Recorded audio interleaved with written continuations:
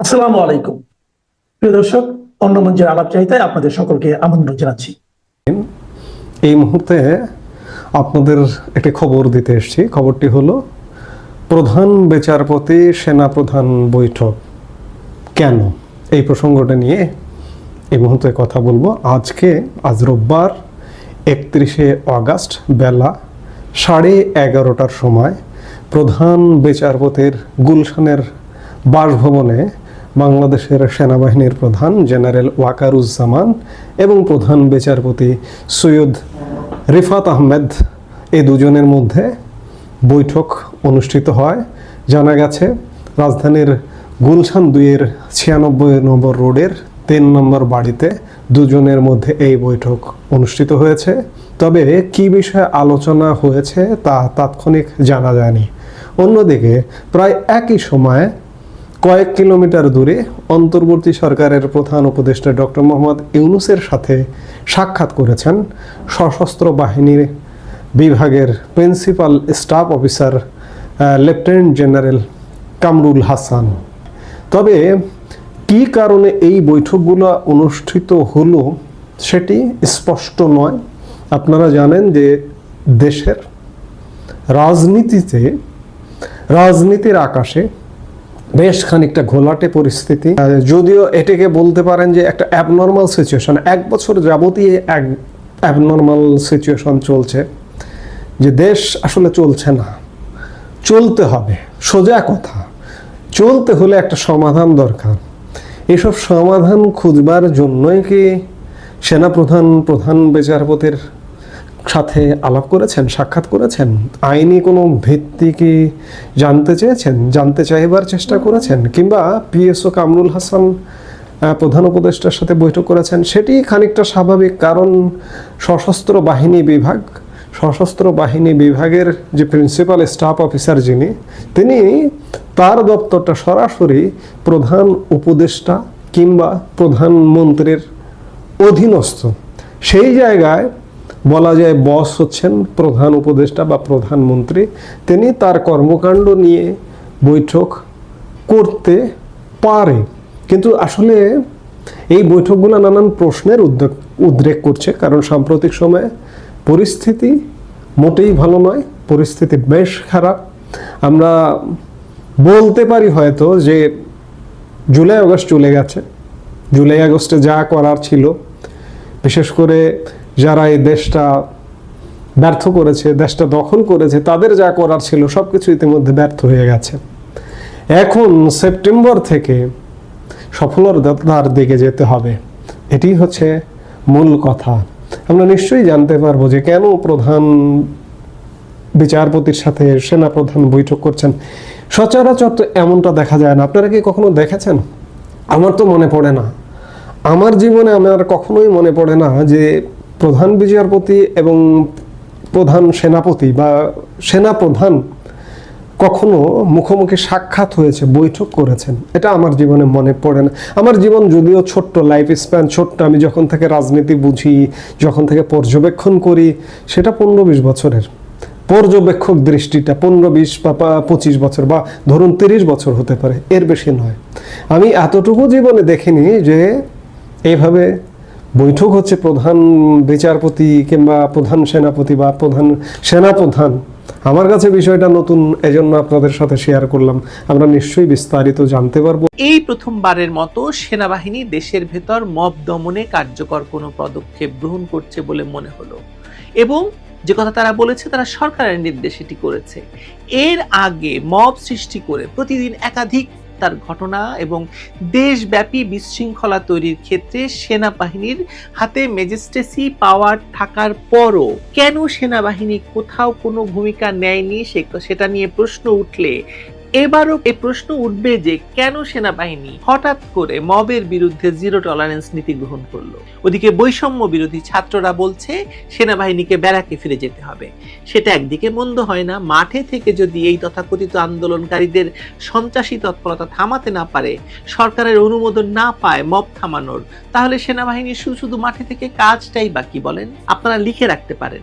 এরপর এই গোষ্ঠী গিয়ে মব সৃষ্টি করে এক একজন উপদেষ্টাকে তাদের কাউকে ঘাট ধরে, কাউকে কান ধরে, কাউকে পিটিয়ে করে যদি ক্ষমতা থেকে না নামায় তাহলে বলবেন।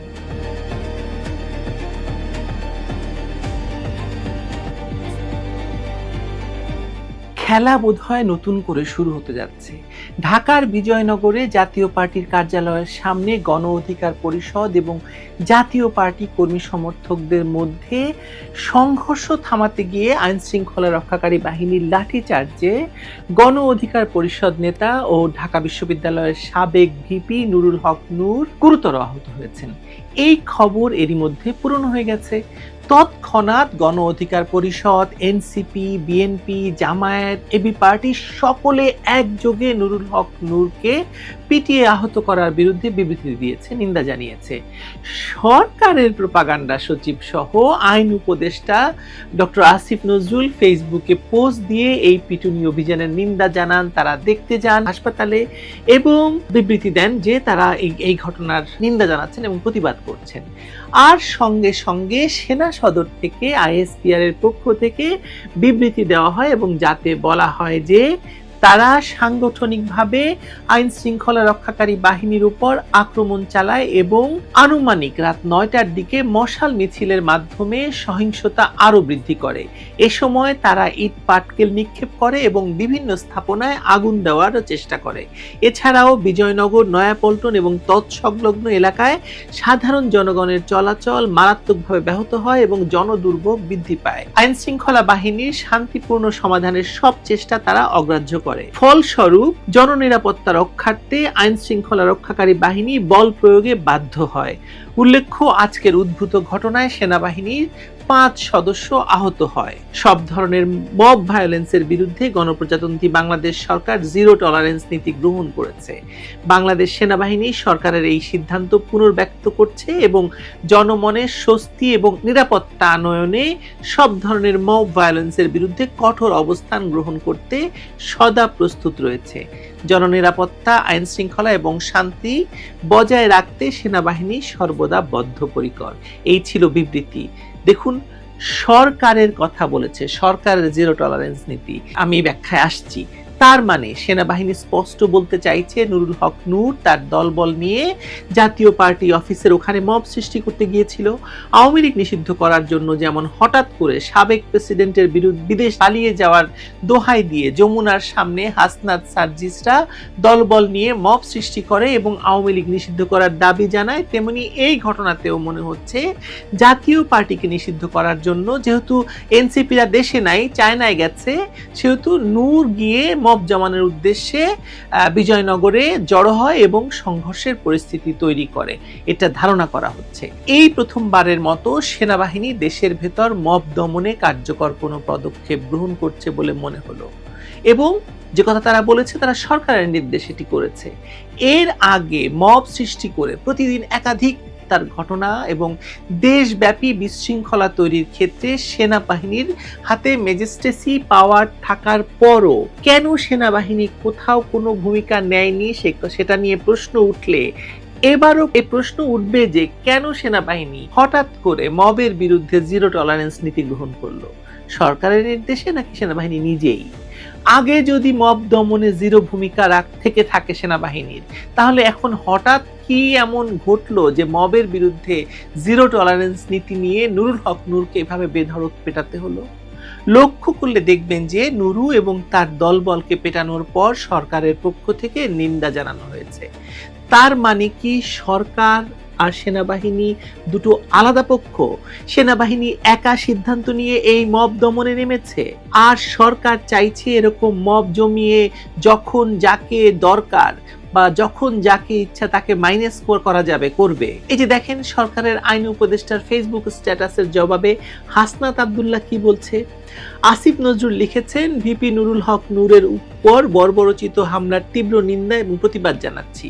সরকারের থেকে, সরকারের খেয়ে, সরকারের আরেক অঙ্গ সেনাবাহিনীর মব দমনের বিরুদ্ধে তিনি নিন্দা এবং প্রতিবাদ জানাচ্ছেন। ভাবা যায় না কিন্তু ব্যাপারটা। ওদিকে হাসনাত আব্দুল্লাহ সঙ্গে সঙ্গে এই পোস্টের মন্তব্যে লিখেছেন, প্রতিবাদের কাজ আপনার, ভণ্ডামি বাদ দেন স্যার, যেই জন্য বসানো হয়েছে সেটা না করে কি কি করছেন এসবের হিসাব দিতে হবে। কে কোথায় কিভাবে কোন কাজে বাধা দিচ্ছে এসব খবর আমাদের কাছে আছে। এসব প্রতিবাদের ভং না করে কাজটা করেন। ভাষা দেখুন খালি, রুমিন ফারহানা যে বলেছেন এদের সম্পর্কে, আপনি ভাষাটা খালি চিন্তা করুন। আসিফ নজরুল একজন উপদেষ্টা, সর্বোপরি ঢাকা বিশ্ববিদ্যালয়ের একজন শিক্ষক, সেই হিসাবে তো হাসনাতেরও শিক্ষক। আসিফ নজরুলের লজ্জা শরম নেই, হয়তো থাকলে তিনি এরকম একজন কালকের ভেদি যে কিনা ভাতকে এখন অন্য বলা শিখে গেছে, তার কাছ থেকে ভণ্ড ভং পদে বসানোর খোঁচা শোনার পরেও পদে বসে আছেন। ঘটে সামান্য সম্মান বোধ থাকলে মানে এখন কেটে পড়ার সময় তার, আপনারা লিখে রাখতে পারেন। এরপর এই গোষ্ঠী গিয়ে মব সৃষ্টি করে একজন উপদেষ্টাকে, তাদের কাউকে ঘাট ধরে, কাউকে কান ধরে, কাউকে পিটিয়ে রক্তাক্ত করে যদি ক্ষমতা থেকে না নামায় তাহলে বলবেন ঘটনা সেদিকে এগুচ্ছে। তবে মব দমনের নামে নুরুকে এভাবে পিটিয়ে রক্তাক্ত করার পর যেসব ব্যাপার মোটামুটি স্পষ্ট হয়ে গেছে তা হলো কি, এক নাম্বার হতে পারে এরকম, যেহেতু এখনো প্রধান উপদেষ্টা এ ব্যাপারে কোনো নিন্দা জ্ঞাপন করেননি, সেহেতু বলা যায় না এখনো সেনাবাহিনী আর সরকার একসঙ্গে আছে কিনা। বোঝাই যাচ্ছে যে এতদিন সরকার চায়নি বলেই মব দমনে সেনাবাহিনী মাঠে থেকেও কোনো মব আক্রমণ থামাতে তারা কোনো ভূমিকা নেয়নি। কিন্তু হঠাৎ তারা কাজটি শুরু করায় এবং সরকারের নিন্দা এবং প্রতিবাদ করায় বোঝা যাচ্ছে যে এটা তাদের নিজস্ব সিদ্ধান্ত হলেও হতে পারে। সরকারের এতে সমর্থন এখনো আছে কিনা বোঝা যাচ্ছে না, বরং নিন্দা আর প্রতিবাদ আছে বোঝা যাচ্ছে। সরকার মব চায় আর সেনাবাহিনী মব দমন করতে চায়। এই যদি হয় দুপক্ষের মধ্যে দ্বন্দ্বের বিষয়, তাহলে বোঝাই যাচ্ছে যে সেনাবাহিনী এই ঘটনার ভেতর দিয়ে সরকারের উপর থেকে তাদের সমর্থন তুলে নিল, যা তাদের বিবৃতিতেও বোঝা যাচ্ছে। ওদিকে বৈষম্য বিরোধী ছাত্ররা বলছে সেনাবাহিনীকে ব্যারাকে ফিরে যেতে হবে। সেটা একদিকে মন্দ হয় না। মাঠে থেকে যদি এই তথাকথিত আন্দোলনকারীদের সন্ত্রাসী তৎপরতা থামাতে না পারে, সরকারের অনুমোদন না পায় মব থামানোর, তাহলে সেনাবাহিনী শুধু মাঠে থেকে কাজটাই বাকি বলেন, বদনাম নেওয়া ছাড়া। প্রশ্ন হলো সেনাবাহিনী এখন কি করবে? মাঠে থাকবে? মব নিয়ন্ত্রণে কঠোর হবে? যে জিরো টলারেন্সের কথা সেনাবাহিনী তাদের বিজ্ঞপ্তিতে বলেছে, সেটা যদি সরকার না চায়, তাহলে সেনাবাহিনী একা চাইলে তো সরকার বনাম সেনাবাহিনী লেগে যাবে, খেলা তো জমে যাবে এভাবে। কি বলেছিলাম শুরুতে? কি মনে হয় কে জিতবে এই যুদ্ধে? এই কিছুদিন আগেও সেনাবাহিনীর এপিসি ইউনূস সরকারকে সরকার হিসেবে টিকিয়ে রেখেছে। গোপালগঞ্জের কথা স্মরণ করেন, যখন সরকারের এই পেটোয়া বাহিনী মার খাচ্ছিল তখন তাদেরকে এই এপিসির মধ্যে ঢুকিয়ে সেনাবাহিনী রক্ষা করেছিল। এখন যদি সেনাবাহিনী সরকারের জন্য বরাদ্দ এপিসি সরিয়ে নেয় বা সরকারকে নিরাপত্তা না দেয়, তাহলে কি সরকার 2 ঘন্টাও টিকবে? I doubt. এই সন্ত্রাসীরা কি সরকারকে টিকতে দেবে? তারা তো তখন নিজেরা সরকার হয়ে বসার জন্য নেমে পড়বে, যে সামনে পড়বে তাকে করে ক্ষমতা দখল করার জন্য। 2024 সালের জুলাই মাসে যেমন তারা করেছিল। ঘটনা কোন দিকে যাচ্ছে প্রতি মুহূর্তে বদলাচ্ছে। আমি আছি আপনাদের সঙ্গে, যতটুকু পারি আপনাদেরকে এই ব্যাখ্যা শোনানোর জন্য। গভীর রাতে ঢাকা শহরে মিছিল বেরিয়েছিল, এই মুহূর্তে দরকার সেনাবাহিনীর সরকার।